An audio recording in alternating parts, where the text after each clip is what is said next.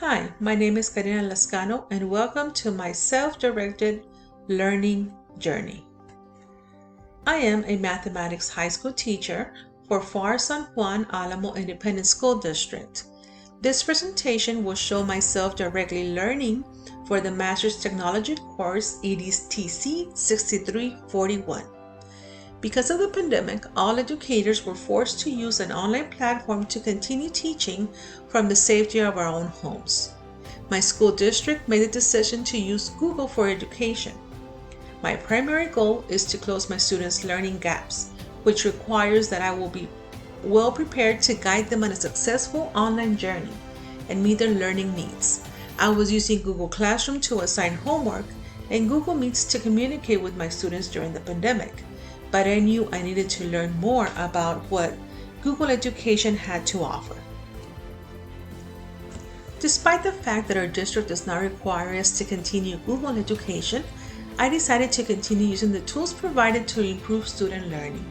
Now that we're back to in-person instruction, Google offered 4 levels of certification.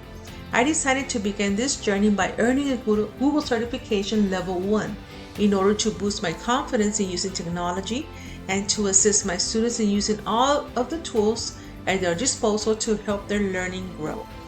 Level 1 was designed for classroom teachers to learn the fundamentals of Google Education.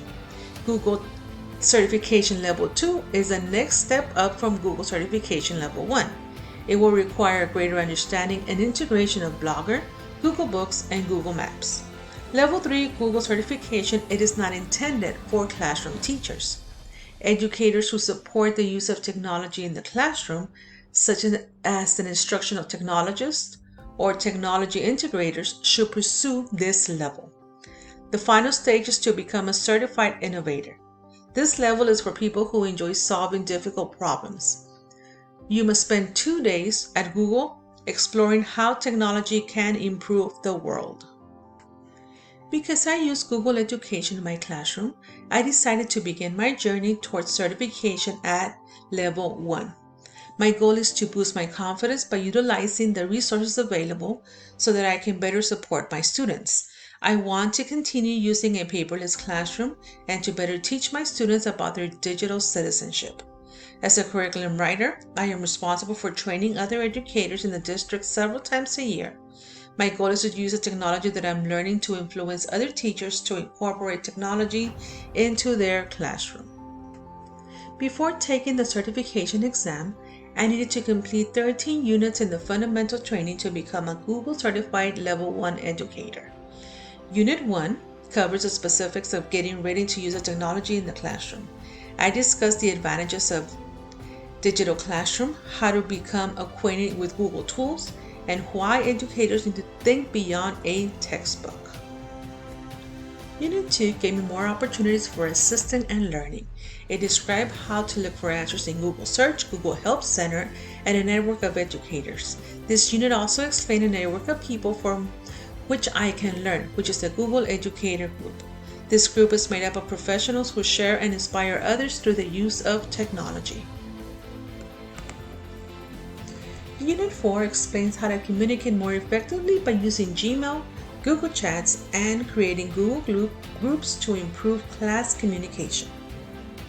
Unit 5 covered how to use Google Calendar to keep track of your class schedules and appointments for yourself and others.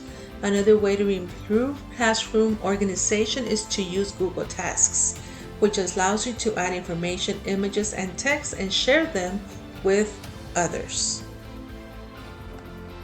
Unit 5 covered how to use Google Calendar to keep track of your class schedules and appointments for yourself and others. Another way to improve classroom organization is to use Google Tasks, which allows you to add information, images, and text and share them with others. Unit 6 is about bringing meetings online, and it explains how to use technology can make in-person meetings more effective, and as well as how to use Google Meets to hold meetings at any time and from any location. Unit 7 explained how to use Google Classroom to organize student work by assigning work that can easily be collected. It also explains how to provide and receive feedback from a variety of assignment, quizzes, and tests. Unit 8 demonstrated how to assess and communicate student progress.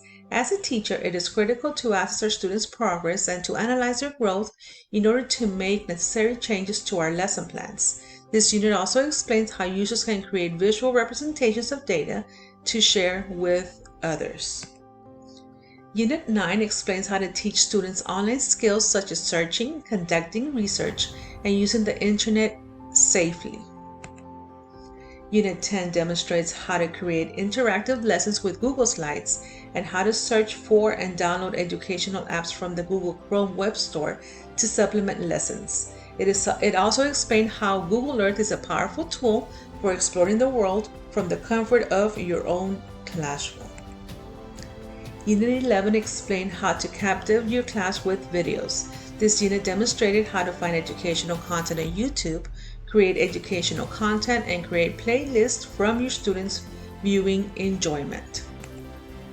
Unit 12 examines how to manage group projects. This was an important project for me because I have my students complete their assignments in groups in my classroom. I discovered how students can use Google Docs to collaborate with one another and how I can evaluate students' contribution to group projects. Unit 13 promotes digital citizenships and good online behavior. Students now have a wealth of information at their fingertips thanks to Chromebooks, iPads, and cell phones. The internet is a powerful tool but it is also a dangerous place. So we must teach students how to access information safely and how to protect their information online with strong passwords. We must teach our students how to behave online and offline, as well as explain the existence of cyberbullying and how to respond to such a situation. All of the information presented in all 13 units was self-paced and it was delivered via text and video. After completing all 13 units, I learned a lot about various tools that Google has to offer to improve student learning. Some of the tools, such as group work and student collaboration, had been implemented in the classroom. I can actively monitor my students' work in live documents using Google Docs, Google Sheets, and Google Slides, and I can provide immediate feedback.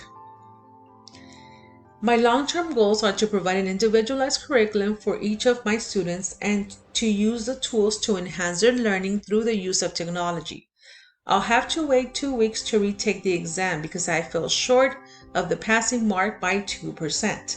After passing level 1, I intend to pursue a Google certificate at level 2 so I can be better prepared to use all my tools available in Google Education to enhance my lessons and teacher trainings in my district. I'd like to thank you for joining me on this self-paced learning adventure, and keep in mind that big journeys begin with small steps.